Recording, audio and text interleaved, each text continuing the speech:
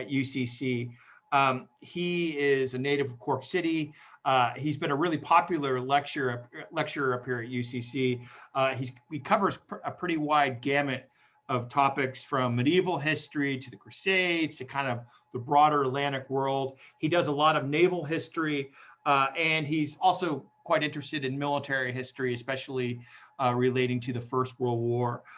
He's recently published a historical novel called Dirty Shirt, which is about Munster Fusiliers from his native Blarney Street and Cork City here. But today John's going to push us back a little bit further, and he's also going to look a little bit past Cork Harbor and take us down towards West Cork and Bearhaven and Bantry Bay, which was a center for the Royal Navy and kind of in its big fleets of dreadnoughts in the late 19th and early 20th century.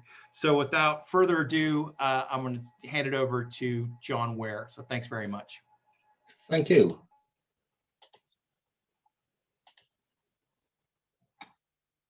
All right. One brief bit of feedback. John, can you tell me if Yeah, all good. It's up there? All right, I'll begin. This watercolor by William Wiley is entitled Leaving Bantry Bay, and it was painted sometime in the early 20th century. And here is a picture postcard from the same era and the same place. And if the monochrome doesn't quite capture the light and color of the west of Ireland in the same way that the painting does, it's still a pleasing composition. If you wanted seascapes with ships, Ireland offered plenty of scenery, whether for the painter or the photographer. And if you wanted warships in particular, you were far better served at the beginning of the last century than you would be now. There weren't just warships, but fleets of warships. Ever since the French had embarrassed the British by nearly landing an expeditionary force here in 1796, the Royal Navy had maintained a presence in Bantry Bay. And going just on photographs, it seems that that presence was the defining feature of Bearhaven 100 years later. So here, for instance, here is a stereotypical Irish postcard with thatched cottage and destroyer flotilla. And here is another postcard showing St. Michael's Church, Bearhaven, as it was at the beginning of the 20th century. The church is obviously the focus of the picture, but look at the background. Look over on the right-hand side. There we are. I count 4 battleships and a cruiser, plus one ship I can't identify. And that's just in the corner of the frame. And Bearhaven was just an outlying anchorage. There were more important places. Sorry. In particular, there was Cork Harbor and all that the Royal Navy invested in it. Haulbowline and the coastal fortifications are still there, of course, as indeed are the naval vessels, albeit in small numbers. But the Royal Naval presence was so much more widespread 100 odd years ago, with the ships, they were a regular feature of so many more ports than is the case today. And again, what we see today can't match the numbers and variety of ships of bygone days. And it wasn't as if they were being taken quite for granted back then either. The Royal Navy was an impressively large and most visible institution in its heyday. Here, for instance, is an extract from the Connacht Tribune from February 1913, describing the fleet's visit to Galway.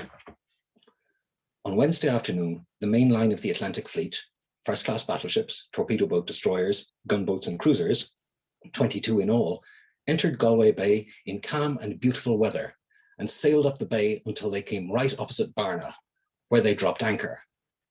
Here they remain at the time of writing, an imposing and majestic spectacle. At night, they were all illuminated and presented the appearance of a town, a lake city. As a matter of fact, the population is more than that of many a town and probably surpasses that of Galway itself. Now, the reporter for the Connacht Tribune was not making anything up. Going back to Bantry Bay for the moment, Consider that the population of Castletownbere in 1914, according to the Postal Directory, was 986 souls. And consider that the battle cruiser HMS Tiger, which was being worked up there that summer, had a complement of 1,121 men. That's 135 more people on the ship than there were in the town.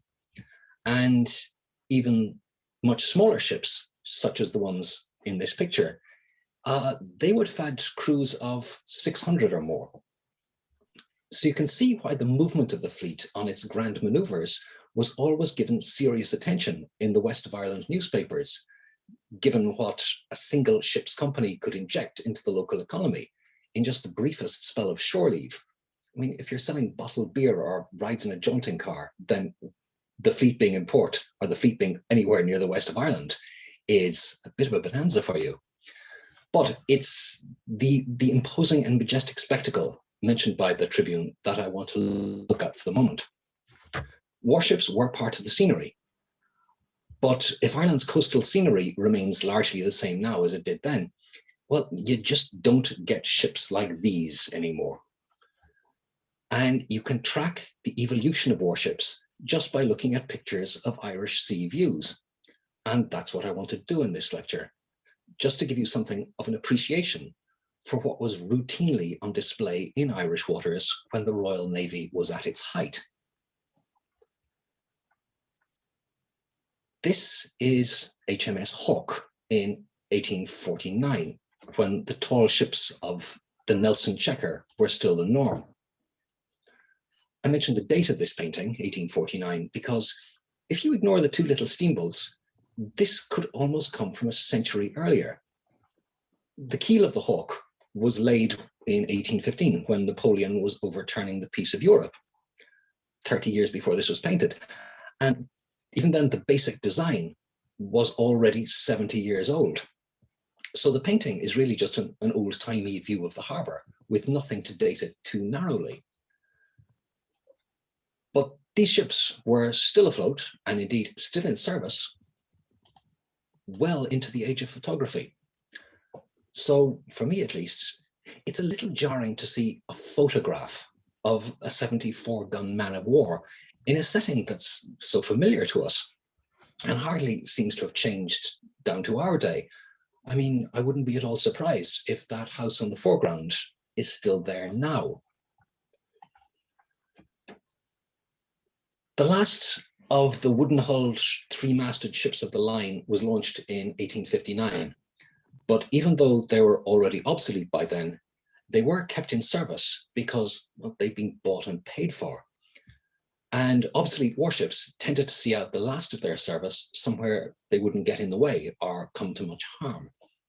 And that's why we see them on picture postcards. They became harbour guard ships, something of a seaside fixture. This is HMS Triumph, built in 1870 and the guard ship at Queenstown from 1890 to 1892. She's still boasting 3 fully rigged masts, but there is the obvious addition of a funnel. Ships were no longer at the mercy of wind and tide. And another big difference, which isn't so obvious in the photograph, Triumph was built not out of oak, but of iron. 6,750 tons of steam power and iron plate. What we're looking at here is the Industrial Revolution made manifest in Cork Harbour. From 1896 to 1900, the duty of guardship was taken up by HMS Howe, which was launched in 1885, and the differences in construction are far more evident. Howe is lower in the water because she's carrying a colossal weight of armour. Then there's that pair of huge guns on a rotating mount forward with the same again aft. The broadsides of old days, they're done away with. Now what the big warships mount is a small but more powerful and more flexible armament. With steam-powered machinery both to manufacture the guns and to work the guns, they could just get bigger and bigger. And taking over from Howe at the turn of the century, and at almost the very same spot opposite Haulbowline, where we saw Triumph, we find Her Majesty's ship Empress of India, launched 1891. And beyond the higher freeboard, there's not a whole lot to distinguish her from her predecessor as guard ship. We notice that though there are still masts here and on the Howe, there are no sails anymore on these ships. They kept the masts, but the masts served merely as high vantage points for lookouts and for something to string signal flags from. In the earlier days of the steam ironclads, a full rig was carried by way of, well, auxiliary propulsion. Traditional sailors were used to sail, and as the traditionalists always had it, coal cost money and the wind was free. But engines just kept on getting more reliable, and there was no hiding that sailing ships did not work well under steam, just as steamships performed badly under sail. So whichever system not being used was just useless weight. And then someone ran the numbers, and the numbers mathematically demonstrated that it burned up more coal to carry around all that tonnage of spars and rigging than was saved during those few instances when a sail was actually raised. So, to the disgust of the traditionalists, the sailing rig was permanently ditched. Rather than scrap all the old sailing ships completely, ships might be rebuilt from the waterline up. So Warspite here, launched 1884, and I realize I've got the wrong title on the slide. Warspite was fully rigged with masts and sails when originally built. But by the time she took up station here in Cork Harbour, she'd been refitted in a more modern style. But given the ever-advancing technology, sometimes a refit just wasn't enough. In the last years of the century, the profile of the capital ship completely changed once again. This incarnation of Warspite was perhaps only a dozen years old when this photo was taken, in, say, 1896, but she was already sadly behind the times, despite having been rebuilt, and she was fit only for guard duties in Cork. The ships that were now ruling the waves can be seen here in the background. We zoom in line out beyond Warspite, and there they are. There's the future. Here is a better view of the type, and in colour no less. This is Lough Swilly. This is what you might have seen had you taken a holiday in Donegal in 1905 or thereabouts. And this is the postcard view you might have sent home. There's the sandy cove, the holiday pier, and the pleasure steamer with a couple of Canopus class battleships out in the loch. As I say, the big ships, they were all part of the scenery. And now, just to explain myself a little, we're going back to Bantry Bay on the deck of another Canopus class battleship, HMS Ocean, on a sunny day, again in 1905 or thereabouts. And if you've ever wondered what distinguishes a battleship from all other types of warship, then wonder no more. These are what define a battleship. No, not the sailors, but what they're sitting on. The guns. Monstrous ship-killing guns. The biggest guns that could be mounted on an ocean-going vessel. These are what define battleships. And this is roughly the same view, but without sailors, from the forecastle of HMS Mars. These are 12-inch guns, which is to say that the internal diameter of the barrel is a foot across, and the guns are only going to get bigger.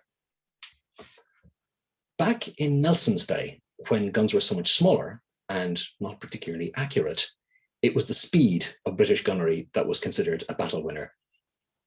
And something of that belief persisted as the technology advanced through the following century. A high rate of fire was more important than accuracy, or even more important than safety for that matter. It's suspected in some quarters that the loss of 3 battle cruisers at Jutland, which by the way killed 90 Cork men in the space of a few hours, that was partly down to unsafe ammunition handling, it was thought, corners being cut for the sake of speed.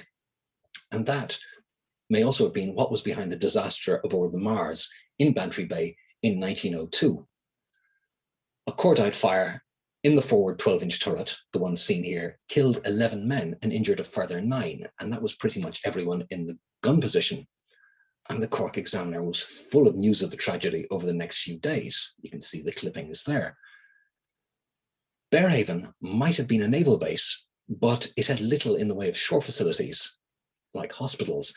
And so the wounded were brought back to the Naval Hospital in Cove for treatment, just as the dead were brought back for burial. Castletownbere, for all its strategic importance, wasn't even on a railway line. So here we see the boats that rowed the coffins ashore, and that is Mars there in the background. And here are the ship's marines lined up on the quayside, paying full honours for the funeral. The guns on Ocean and Mars had a range of 5 nautical miles, which is to say around 9 kilometres. But within a very short time, that range was increased by quite a bit. This is a 13.5-inch gun from 1909. It had a maximum range of, get this, 20 nautical miles. That's around 37 kilometres. Now, testing guns like these in the English Channel wouldn't just have been a hazard to navigation, but it might well have constituted an act of war against France. So compared to the Channel, the waters off the west coast of Ireland were empty. And thus you can see why Bantry Bay was so useful for the Navy in gunnery exercises. What tickles me, by the way, about this photo is how old-fashioned it all looks, what with the gent in the bowler hat and all. But consider the gun that he's leaning against, and consider the range of which it was capable, 20 nautical miles. Over that distance, there were so many variables to be taken into account. Not just the speed, range, and bearing of the target, but wind speed and air pressure, and even the curvature and the rotation of the Earth. And as such, this gun had to be aimed by computer. Granted, it was one of those brass gear wheel analog sort of affairs, but it was a computer nonetheless. Welcome to the 20th century. And while I'm on the subject of the manufacturing capabilities of bygone days, I should mention the armor plate that was used, it was designed to be proof against such guns. Full disclosure, I used to work in steel once upon a time. I was a structural steel draftsman working in the construction industry. And the usual practice for us was to use 12mm steel plate for pretty much everything, because it was widely available. The fabricators liked it, and it did the job. 12mm, that's about half an inch in old money. Occasionally, though, an engineer would specify that he wanted something bigger, and this might mean something as thick as 30mm. And when that happened, well, the first thing we do was get on the phone to the fabricators and see if they could actually get their hands on 30mm plate, and if they could they then work with it? And at this point, there'd usually be a sharp intake of breath on the other end of the phone. And finally, the fabricator might admit that, yes, he supposed, he could cut and drill 30mm plate, but, please don't ask him to bend it or shape it.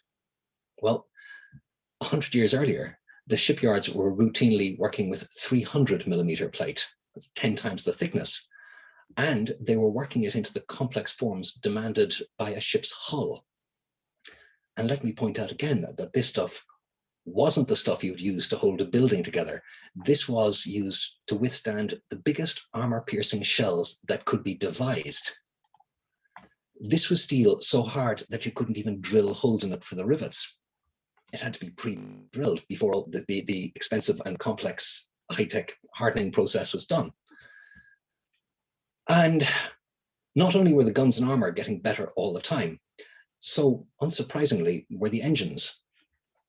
Now, ships in port tend to move at a sedate pace, so the greater speed produced by the better engines, it mightn't have been all that evident to seaside visitors who were buying those nice postcards of views of Haulbowline. But there were features that could be pretty spectacular when they were demonstrated. Engines that were capable of propelling 16,000 tons of steel through the water at 16 knots could also be used to generate prodigious amounts of electricity. This is the fleet at Dunlera, or Kingstown as was, showing off its patriotic fervour for the Queen's visit in 1900.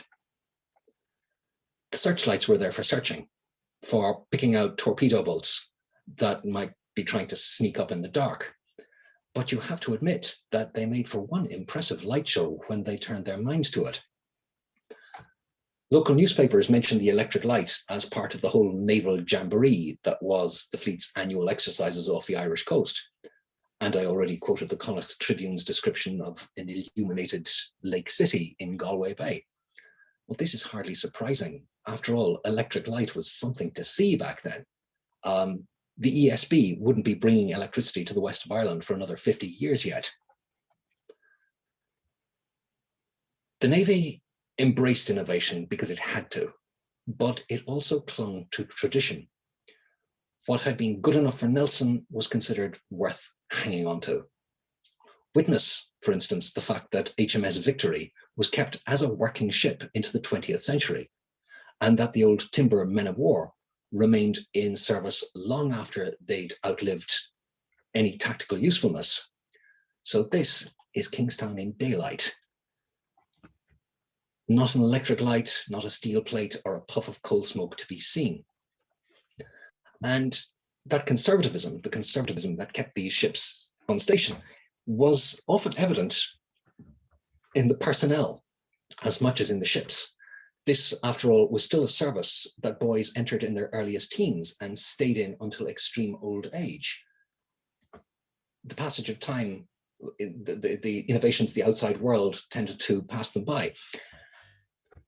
But in those personalities, there's still that electric dynamism too. And when I say personalities, I mean personalities. Take this fella, for instance. Now, the Irish gentry weren't quite as well represented in the Navy as they were in the Army, but there were a few notable Irish admirals, and they were very indicative of the Royal Navy in all its pomp. So in 1905, a century after Trafalgar, that proud son of Waterford, Admiral Lord Charles de la Pere Beresford, Charlie B to those that knew him, he was in command of the home fleet when the Russians, on their way to fight the Japanese, caused an international incident by mistakenly firing on a British fishing fleet. And while the diplomats argued, the Royal Navy was sent to shadow the Russians. All the way south through the Bay of Biscay, as Beresford's ships effortlessly outmaneuvered and outpaced the Russian fleet, Charlie B declared that if it came to war, he would only engage the Russians with half his force, just to give the enemy a sporting chance. However chivalrous that might have been, it was a ridiculous notion, but it was very much in keeping with the Irish aristocrat and with the hard-earned arrogance of Britain's navy. Well, it never did come to shooting, and the Russians were allowed to proceed on their way to the Far East, where it is worth mentioning another highborn Irish naval officer. When the Japanese destroyed the Russian fleet at Tsushima Strait, an observer on board one of the Japanese ships was Captain William Pakenham of the Longford Pakenhams.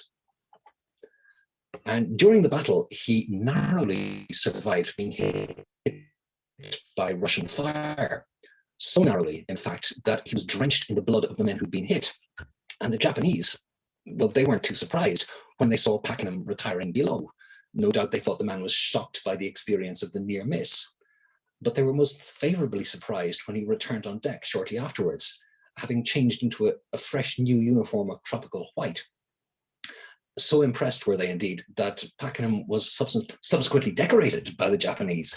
And you know, if you can win the approval of the Imperial Japanese Navy with your etiquette and your cool courage, then you probably have nothing left to prove. By the way, the Japanese ships, they were British built. And back when the Japanese took delivery of them from the British yards, They made goodwill visits to several European ports, Cork being among them. And the Examiner records a dinner given by the Lord Mayor of Cork to the captain of the Asama in 1902. One wonders how that went. The paper does say, though, that the 300 visiting Japanese sailors made a very good impression in Cork. Certainly, as you'd expect, they showed great curiosity and much more decorum than the sailors Cork was more used to. But, you know, such a visit would attract notice even now. So just think of how it must all have seemed back when the world was so much wider. 300 Japanese sailors walking down Patrick Street in 1902. Anyway, back to Pakenham for a moment. His story, it's more than just anecdote. He does fit into the bigger historical picture. Pakenham's report from the Battle of Tsushima confirmed the British Admiralty's conviction that what mattered in battleship design was big guns and more of them. So a few months later, the keel was laid for the first of the new breed of battleship, which was launched in record time the following year. And the year after that, in 1907, and now finally we're back in Irish waters again, this new ship was in Bantry Bay to test those big guns. This is the mention in the Cork Examiner. Dreadnought had arrived. Now, unless you know what you're looking at, there isn't a whole lot to see. At first glance, Dreadnought is just another battleship, albeit slightly larger and considerably more heavily armed. That's 10 big guns against the previous standard of 4. But Dreadnought changed everything. I mean, with its better engines and its massive main armament, it so utterly outclassed all the ships then afloat that it redefined what a battleship was. So for the next dozen years, battleships were simply categorized as dreadnoughts or pre-dreadnoughts. And the pre-dreadnoughts just weren't good enough anymore. This Canopus class pre-dreadnought in Donegal, it looked nice on a postcard, but henceforth such ships could appear on postcards because they were not taking their place with the battle fleet. When the war began, the battle fleet moved to Scapa Flow in the Orkney Islands. And although we have plenty of photos, we don't have much in the way of postcards. After all, being closer to the Arctic Circle than it was to the English Channel, Scapa Flow was few people's idea of a holiday destination. But the big ships did put in a last appearance on Lough Swilly during the war. In October 1914, somebody thought he saw periscope in the waters of the great Scottish anchorage. Now, there is no evidence that there ever was a U-boat, but the Royal Navy wasn't taking any chances. So here are the dreadnoughts of the Grand Fleet, which rather ignominiously were seeking refuge in Ireland while Scapa Flow was being made properly submarine-proof. There are no holiday crowds to be seen here. Everything is austerely wartime, and unlike the whites and yellows of peacetime, the color scheme here is battleship gray. And by way of yet another digression, it was partly in consequence of this big skedaddle from the Orkneys that the Navy lost its first dreadnought. Audacious. Audacious sank after hitting a mine off the Donegal coast. She sank through poor damage control. For propaganda reasons, the sinking wasn't officially reported until the end of the war, which was rather pointless, seeing as it all happened in full view of a passing transatlantic liner, the Olympic, sister ship of the Titanic, by the way, whose American passengers, they were all snapping away with their box brownies, and they were hardly subject to Admiralty directives or British censorship. So the sinking of the Audacious was possibly the worst kept secret of the naval campaign. Anyway, the Grand Fleet returned to Scapa Flow in due course, and they spent the war looking south and east toward Germany, not west to the Atlantic.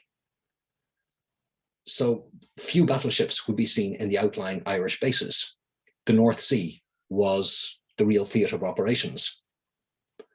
In the Atlantic and the western approaches, the Germans fought the war by way of submarines, against which a battleship was not much use at all. So down in Cork, it's no longer the big ships. These were what the situation called for in 1918. These are submarine chasers in Passage West. And not only are these little wooden-hulled motorboats a far cry from the great battleships, these aren't even British. These belonged to the United States Navy, and so, for that matter, did the future of naval power. So the day of the big ships is over, even by the time the treaty ports were handed over. The big ships they were done with. Most of the Grand Fleet had been scrapped in the 1920s. And also, considering the end of an age, I'd imagine that after a world war and a war of independence, I'd imagine that the taste for postcards in Ireland would most likely have changed for something a little less imperial and a little less bellicose. And with that, I will conclude. Thank you. Thanks, John. That was great. What a it was kind of a tour de force, and the imagery was fantastic. Kind of you to say so. Oh no, it's great. No, I always tell people my dad was trained in U.S. Coastal artillery, and he spent World War II in protecting Pearl Harbor with 16-inch guns that could shoot a shell the size of the weight of a Volkswagen Beetle, 2,000-pound shell, 25 miles. So, you know, and my dad was good with math. So, and as he said, they had all kinds of the big tables, and also just like stuff like phones, and just kind of the immediacy of the technology had made all that stuff vulnerable. But then it was also totally obsolete. And some of the warships that were sunk at Pearl Harbor had been at Bantry Bay. So USS Utah, yes. USS Oklahoma. And so anyway, I digress. But that was great. There's a couple questions about kind of that fire control stuff and those early computers and that kind of leap forward. I mean, you can really see it if you go to Fort Camden. The guns there are kind of 1870s, 1880s. They shoot about 3 or 4 or 5 miles. And then if you go over to Spike, you got kind of 3 or 5 inch guns that can shoot about 7 or 8 miles that are totally modern. And just that difference of 20 years is kind of massive. So can you talk a little bit about that kind of early computers that you mentioned? I actually know precious little about those computers, beyond that they weren't as good as they could have been. It was realized that a midshipman in gunnery control could not do the calculus, so a machine had to do it for him. And somebody who knew somebody in the Admiralty, a retired naval officer, said, well, I've got a machine. And an academic who had built a proper computer was ignored because he didn't have Admiralty contacts. So when they went to war, the Germans had better computers. That's pretty much all I know. But you are looking at an analog machine that did very impressive calculus in very short order. And it was all very 20th century because it's all connected by telephone from the observers up in the mast to gunnery control through the gun positions. And at the same time as you've got this, you've got all the brass polish and the varnished decks and the wing collars of the 19th century. It's very much a transitory point in history, although I suppose you could say that about any point in history, but there you've got such a congruence of the old-fashioned and the ultra-modern right there in the fleet. Yeah, it's wild because, and some of the imagery you had too, like the idea of like the thatched cottage, but then you have people who are not necessarily in Bearhaven, but in Cove and what have you, going by train and going down to these piers that become these popular destinations because it's easy to travel and take your bikes, or it's the industrial world meets the kind of the mid 19th century, and then you have these big huge technological things on display. It's wild that the dichotomy there. Absolutely. It fascinates me. And as I hope I came across, and yes, that photo of Bantry Bay at the thatched cottage with the destroyer flotilla, I try and sneak that into almost every presentation I give because it's a delight. Yeah, if there are any questions, use the chat function, please. We got about 10 more minutes. So John, as you said, Bearhaven was used more as like an anchorage rather than a base. So can you just explain Correct. how explain how it was used? Looking at the shore facilities, what you've got is enough flat ground for a football pitch, which you'd find at any British military or naval installation, and stores, but that was it. There was it was just a place to drop anchor. So it wasn't even on a railway line. There was no naval hospital there.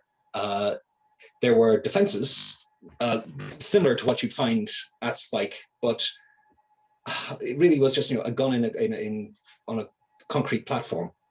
It was called by the people at the time. Yeah. At the time, it was called the Irish Gibraltar, but it was far from it. The real base then, as now, was Cork, where you've got the deepwater anchorage, a mud bottom, a naval officer telling me, where the anchors won't drag, and a very easily defendable entrance. You've got the guns, you've got the torpedo tubes, and then there's the fort on Spike Island covering those. It's all mutually interlocked and what have you. So Cork was it. The west of Ireland was just a very useful gunnery range. Yeah, I mean, like and you have a dry dock at Hull Bolin. You have naval stores from the early 19th century, and like I'd encourage anybody who's really interested in the naval stuff at the harbor to read Dara Brunicardi's work, because he's got a lot of it. I mean, but it's this idea of yeah, it's like Bantry Bay is almost like a forward operating place from Cove when it is, but I hadn't even factored in the idea that it's the gunnery, it's that you could shoot west into the open sea. I hadn't even factored that in before. Yeah. So were most of this gunnery tours, were they going on in the summer? Do you know? They were going on all the time, I gather. For instance, the Mars incident, which I mentioned, which I only discovered a couple of weeks ago when I was going through the old newspapers, that happened in February. But the great fleet maneuvers, they'd be happening in summer. But yeah, I gather that whenever a ship was ready for gunnery trials, it didn't matter what time of year. It went out into the Atlantic and let fly.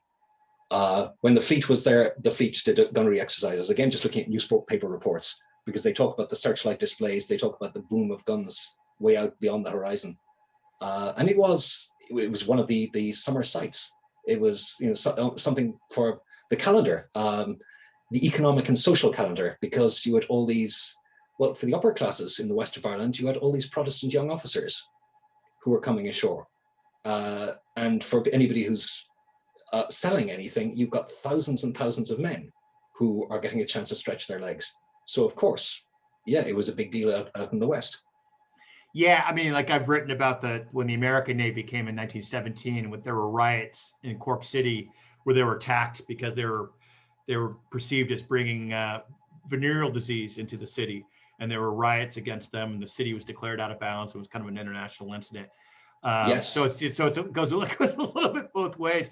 I mean, and again, John, I like that idea of I hadn't heard of the Japanese ship visiting. I know that there was kind of a well-received one. A German ship came in like 1910 or 1911, and I think one of the German midshipmen might have pulled somebody out of the river and was given a medal, and they might have had a big banquet for the German naval cadets. So you have those kind of visitations, and the Irish are a little bit more pro-German than you probably see in Portsmouth or yes. Dover. Yes, indeed. No, I hadn't heard of the German one, and certainly I was just looking up things concerning Tsushima, and they mentioned that I knew that the ships were all British built, but they had visited Cork, a couple of them, and the idea of, this is when my grandparents were little, and I know 300 young fellas from, and they were described as all being very young, but from Japan in Cork in 1902. Just wandering around sightseeing. It's remarkable. It's not the Cork that my grandparents spoke of. Yeah, the other one I came across was when the Americans came in 1917.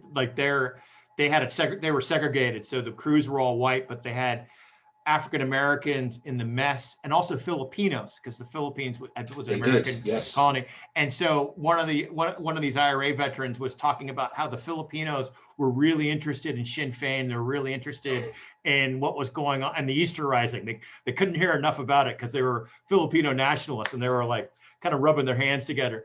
But those kind of social constructs are really easy. I mean, and again, we have a lot of we view the officer class, but as you're saying too, it's the enlisted ranks have another kind of social impact on these ports as well. Very much so. Yes. What was another question? Oh, the other thing, I love the thing about the searchlights. Like I hadn't even factored, like, explain why they use searchlights on these ships. Initially, they were there because they could generate electricity. They were used as an aid to gunnery when the guns were fairly short range, but then torpedo boats arrived. And for a torpedo boat that cost a few thousand, you could sink a battleship that cost a few million. Mm-hmm. So the only way to find one of the defenses against torpedo boats was just spot them in time and then drench them with fire. So the great big electric lights were introduced. I mean, the ships carried submarine nets as well, but they tended to foul the propellers. But the lights, they were kept for the rest of the battleship age. And when the Navy celebrated, well, you strung flags everywhere and you turned on all the lights. And when you've got great big lights, well, by God, you're going to use them. Yeah, I mean, they're just they're big, massive searchlights. Yes. So they put rays up miles into the sky. I would imagine. I mean, yeah, that painting by David Wiley showed them. Can I bring it up again? It's again, I came across this in the National Maritime Museum, and it's. I thought it was worth. Hang on. Yeah. Yeah, I know that in the Irish War of Independence. Yeah, there you go. That's awesome. It is, yeah. So you were saying Irish War of Independence. No, they had them. They had the searchlights at Fort Camden. You know, and if you go down to Camden, you can see kind of the phones and what have you. So that would have been a big part of Camden's defenses, because you want to be able to see stuff at night, right? So in the War of Independence, they brought in the searchlights. That the British were convinced that the IRA were running on the rooftops at night on Patrick Street. So they brought in these big, massive searchlights into Patrick Street to illuminate buildings, and also in front of the men's jail up at UCC on the Western Road, just to kind of light stuff up. The men's jail? Actually, no, I hadn't heard of the searchlights in that case. I remember hearing about the machine guns because my grandmother was living in the area, and her own mother used to sandbag the windows with pillows, not realizing that pillows were probably inadequate. But the searchlights, no, I'd never heard of that. Yeah, Pat Poland, the fire historian, kind of turned me on to that, and then you read a little bit more about what's going on. Anyway, I can also. We had a big kind of World's Fair in San Francisco Bay in 1915, and my grandparents had just arrived from Italy, and their big memory was this big, huge spotlight display by the U.S. Navy that was off the fog, and it was apparently really, and that was like their big memory of this World's Fair. So as you said, like what's amazing is the technology on display. What would have just been blowing people's mind to a certain extent, and kind of also reflecting the greater glory of the British Empire. Absolutely. Yeah. Yes. Anyway, I mean, this was for a royal visit. Yeah, and it's celebratory and what have you. Listen, I'm talking too much, but that's what I do. And listen, are there any more? If anybody's interested in the U.S. Navy stuff, yeah, there's different. I'm trying to think what the book is that's on my bookshelf, but I can't see it. There's been pretty good work on the U.S. Navy in Cove and in Bantry Bay in the First World War. Yeah, we see it from Norma. It's talking about the Royal Engineers and Fort Camden. I'd encourage you all to go out to Fort Camden or to Spike Island if you're interested in this stuff, because it really shows you a bit of the technology that's on display, and also the kind of constant evolution of it. And it's really, as John was saying, it's really part of the industrial age, and just the rapid, the way that the technological evolution and industrial revolution affected everything, including military technology. So anyway, listen, John, that was great. I think that's it. Thank you so much. I want to so thanks to John. Again, his book Dirty Shirt is on display, on sale, and I put the link into the chat function. There's also another talk tomorrow, which is going to be which is going to be hosted by the Nano Nagel Place with Christina Decker. It's on Mary Delaney and the Irish Sea, and that'll be followed by a discussion with Professor Claire Conley of the UCC School of English and Dr. Gillian O'Brien. I'm not going to be at that one, so I'm kind of signing off. But I just want to thank again, great attendance today. Fantastic lecture from John Ware. So thank you to John. And thanks also to Joya for, once again, superb organization, as always, and making this really easy and fun. So thank you all, and we'll see you next year. So thank you. Thanks Thank you. so much. Thanks a million. Thank you all.